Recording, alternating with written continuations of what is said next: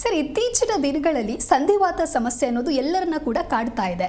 ಹಾಗಾದ್ರೆ ಈ ಸಂಧಿವಾತ ಸಮಸ್ಯೆ ಅಂದ್ರೆ ಏನು, ಯಾಕೆ ಈ ಸಮಸ್ಯೆ ಉಂಟಾಗತ್ತೆ?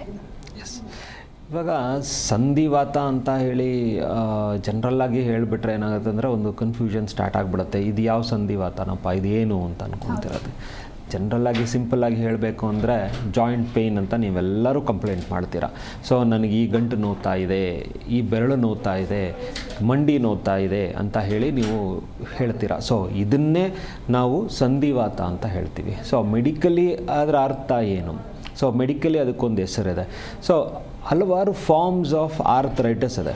ಸೊ ಆರ್ಥರೈಟಿಸ್ ಅಂತ ಹೇಳಿ ನಾನು ಇವಾಗೊಂದು ವರ್ಡನ್ನು ಹೇಳಿದೆ. ಸೊ ಮೆಡಿಕಲಿ ಆರ್ಥರೈಟಿಸ್ ಅಂತ ಹೇಳಿ ಬಂದಾಗ ಏನಾಗುತ್ತೆ ಅಂದರೆ, ಸೊ ನಿಮ್ಮ ಜಾಯಿಂಟ್ಗಳು ಐದರ್ ಒಂದು 2 ಮೂಳೆ ಸೇರುವಂಥ ಕಡೆ ಇರ್ಬೋದು, ಅಥವಾ 3 ಮೂಳೆ ಸೇರುವಂಥ ಕಡೆ ಇರ್ಬೋದು, ಅಥವಾ ಒಂದು ಮೂಳೆ ಮುಂದೆ ಇನ್ನೊಂದು ಮೂಳೆ ಕೂಡ ಜೋಡಿಸಿರೋ, ಅಂದರೆ ನಿಮ್ಮ ಬೆರಳುಗಳಲ್ಲೆಲ್ಲ ಹಾಗೆ ಇರೋದು.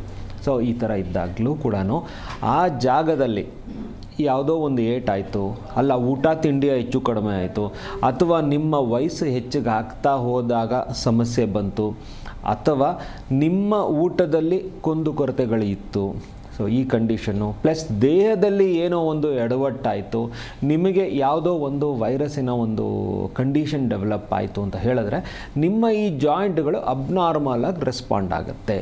ಸೊ ಈ ಥರ ಕಂಡೀಷನನ್ನು ನಾವು ಆರ್ಥರೈಟಿಸ್ ಅಂತ ಕರಿತೀವಿ. I think I am very clear with it. So ಸ್ವಲ್ಪ ಕಾರಣಗಳನ್ನು ಅದರಲ್ಲಿ ಸೇರಿಸಿದೆ ನಾನು. ಸೊ ಇದು ಸಾಮಾನ್ಯವಾಗಿ ಇವಾಗ ಸರ್ವರಲ್ಲಿ ನಾವು ನೋಡ್ತಾ ಇದ್ದೀವಿ. ಇವನ್ ಚಿಕ್ಕ ಮಕ್ಕಳಲ್ಲೂ ನೀವು ಆರ್ಥರೈಟಿಸ್ ಇದೆ ಅಂತ ಹೇಳಿಬಿಟ್ಟು ಪೇರೆಂಟ್ಸ್ ಕಂಪ್ಲೇಂಟ್ ಮಾಡ್ತಾರೆ.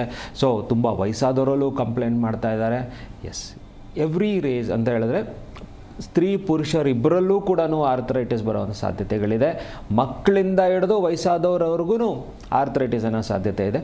ಬಟ್ ಹೆಚ್ಚಾಗಿರುವಂಥ ರ್ಯಾಂಪಂಡ್ ಆರ್ಥರೈಟಿಸ್ನ ಒಂದು ಪರ್ಟಿಕ್ಯುಲರಾಗಿ ಒಂದು ಹೆಸರದಕ್ಕೆ ಒಂದು ಸೇರಿಸ್ಕೊಂಡು ಬರ್ತೀವಿ.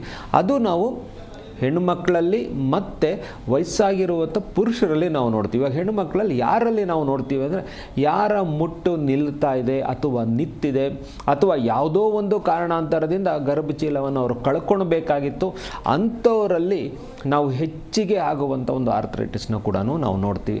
ಸೊ ಆರ್ಥರೈಟಿಸ್ ಸರ್ವರನ್ನೂ ಈ ನಡುವೆ ಕಾಡ್ತಾ ಇದೆ ಅಂತ ಹೇಳ್ಬೋದು. ಓಕೆ, ಸಂಧಿವಾತ ಈ ಸಮಸ್ಯೆ ಇದೆ ಅಂತ ಹೇಗೆ ಗೊತ್ತಾಗುತ್ತೆ? ಇದಕ್ಕೆ ಇರುವಂತಹ ಗುಣಲಕ್ಷಣಗಳ ಬಗ್ಗೆ ತಿಳಿಸಿಕೊಡೋದಾದ್ರೆ. ಎಸ್, ಈಗ ಸಂಧಿವಾತ ಅಂತ ಹೇಳಿ ಬಂದಾಗ, ನೀವು ಆರ್ಥರೈಟಿಸ್ ಅಂತ ಹೇಳಿದಾಗ ಒಂದೊಂದು ಆರ್ಥರೈಟಿಸ್ ಡಿವಿಷನಲ್ಲೂ ಒಂದೊಂದು ಸ್ಪೆಸಿಫಿಕೇಶನ್ಸ್ ಹೇಳಬೇಕಾಗ್ತೀವಿ. ಸೊ ಈಗ ಜನರಲ್ ಆಗಿ ನಾವು ನೋಡುವಂಥದ್ದನ್ನು ಮಾತಾಡ್ತಾ ಇದ್ವಿ, ಅದನ್ನ ನಾವು ಆಸ್ಟಿಯೋ ಆರ್ಥರೈಟಿಸ್ ಅಂತ ಹೇಳ್ತೀವಿ. ಜಿ ಕನ್ನಡ ನ್ಯೂಸ್ ಈಗ ನಿಮ್ಮ ಮನೆಯಲ್ಲೇ ನೋಡಿ, ಎಲ್ಲ ಕೇಬಲ್ಗಳಲ್ಲಿ ಈಗ ಲಭ್ಯ.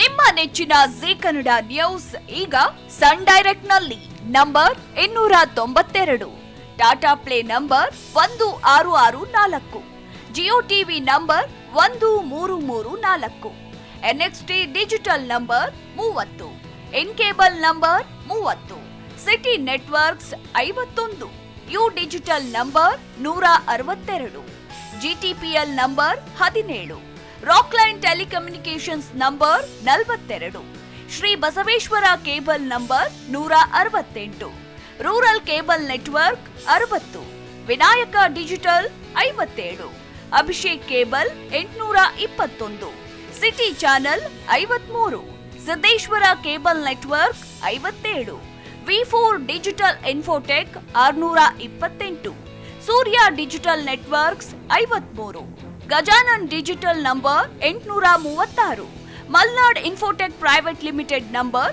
56, Metrocast number 830, victory digital number 167ರಲ್ಲಿ ನೋಡಿ ಆನಂದಿಸಿ.